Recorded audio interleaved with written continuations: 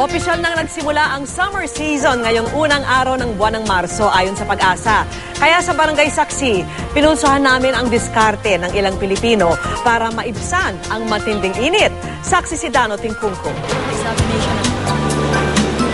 Ilabas na ang payong, shades at iba pang proteksyon sa init ng araw dahil ayon sa Pag-asa, summer is officially in. Natapos na kasi ang northeast monsoon o amihan at nagsisimula na ngayon ang dry season. Siyempre, kasabay ng pagpasok ng summer, ang iba't ibang diskarte ng mga Pilipino para labanan ng init. Hindi na kayo siguro magtataka kung bakit kumakain ako ng halo-halo ngayon. Sa sobrang init kasi ng panahon ngayon, ito ang karaniwang diskarte ng mga kababayan natin para malagpasan ng tag-init. Pero hindi lang ako ang naghahalo-halo dito sa kalsadang to.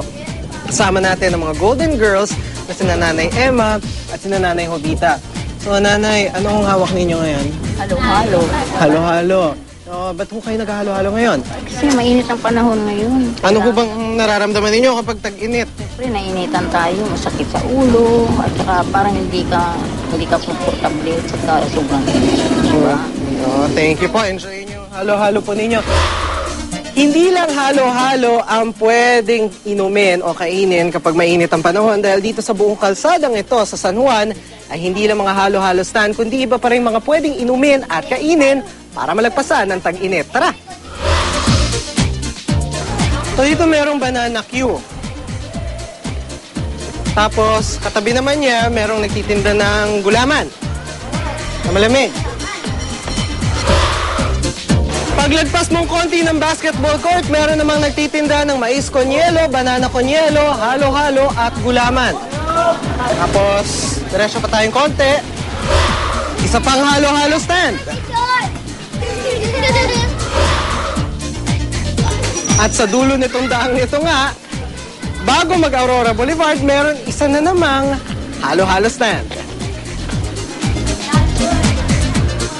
Sa Quezon City naman, kahit hindi pa weekend, ipinasyal na ni Nanay Honey ang mga anak at apo sa swimming pool malapit sa kanila. Pupunta kami dito para mag-enjoy. Tapos, mabawasan yung stress. Inabutan ko rin nagpapalamig sa pool ang mag-asawang sina Rolando at Teresita na di na raw matiis ang sobrang init. Medyo mahina ng katawan. Kailangan konting lamig para babalik yung resistensya na gusto.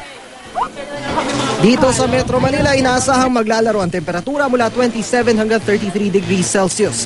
Pero dahil umiiral pa rin ang La Nina, asahan pa rin daw ang mga pag-ulan. Meron din mang pag-uulan pero inaasahan natin mga isolated ng pag-uulan dito sa Visayas at sa Mindanao.